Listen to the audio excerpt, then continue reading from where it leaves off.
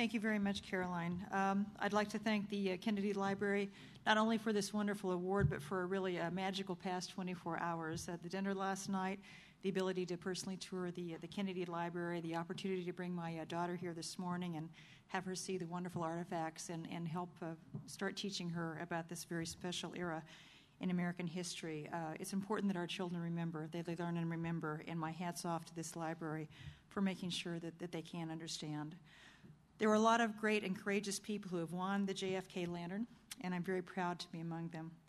I'm particularly pleased to be joining two other female awardees who stood up when some of their male counterparts failed to act, or worse, actively fought them. Not many people are aware that early in my career I ran for Congress. I had been working in Washington just out of law school, first as a civil rights lawyer at the Health, Education, and Welfare Department, and later for Kansas Senator Bob Dole.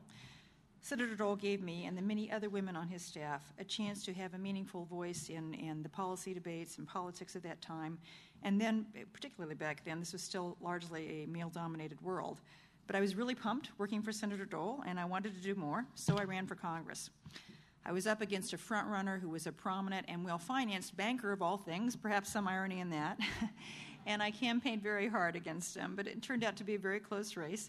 The margin was a narrow 760 votes, less than 1%. It didn't turn out how I planned. I lost. Couldn't believe it. But Senator later told me he thought the reason I lost was because I was a woman and I was unmarried.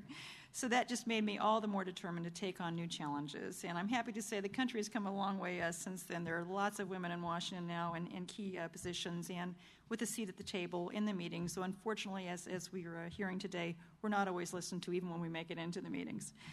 When it comes to courage, I don't think it's something you really choose. It chooses you.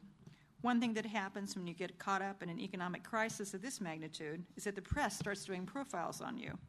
The lead-in to a profile that the National Public Radio did on me last fall went like this, quote, "It's only in times of crisis that the Federal Deposit Insurance Corporation sees the spotlight, and right now the agency's chairwoman, Sheila Bair, is practically famous."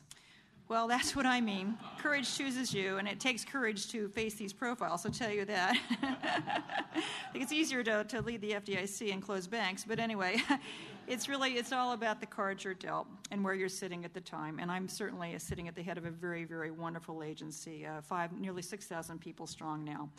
The question is whether you stand up or not, whether you try to do the right thing, to right a wrong, or to fix a problem when you see one.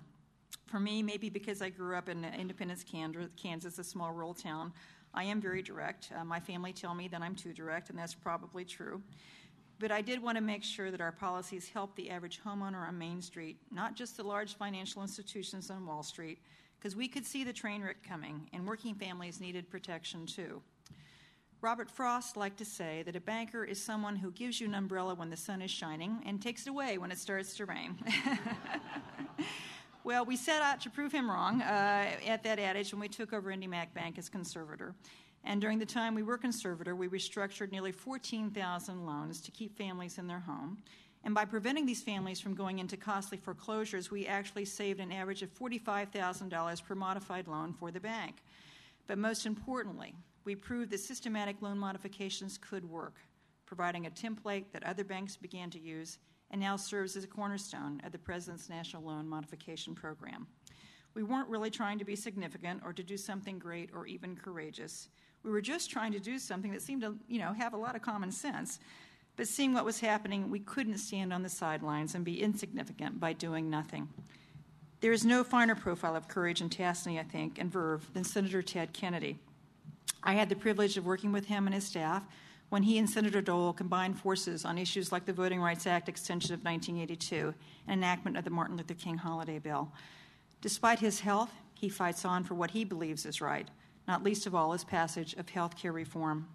He said recently, "I look forward to being a foot soldier in this undertaking, and this time we will win."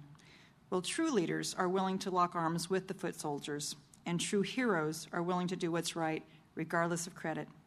Caroline, to all of your family, I am very thankful and grateful for your ongoing efforts to carry forth the torch of your father's beliefs, and especially for reminding us that courage matters, that all of us have it, and that all of us have the potential to do something very good for our fellow Americans. Thank you very much.